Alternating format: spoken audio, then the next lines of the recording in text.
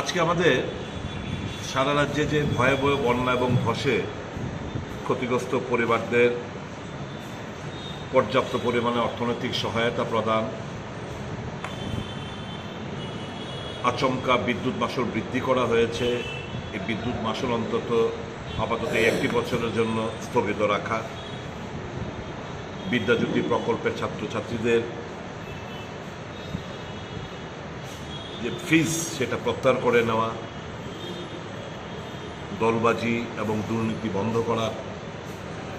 এই ত্রাণকে নিয়ে এই সমস্ত ব্যাপারে সারা রাজ্য জুড়েই মহকুমা শাসকের নিকট আমাদের ডেপুটেশন প্রদান করা হচ্ছে। আজকে মনে একটি ডেপুটেশন প্রদানে মোহনপুর এসডিএম অফিস কক্ষে যখন ডেপুটেশনকারীরা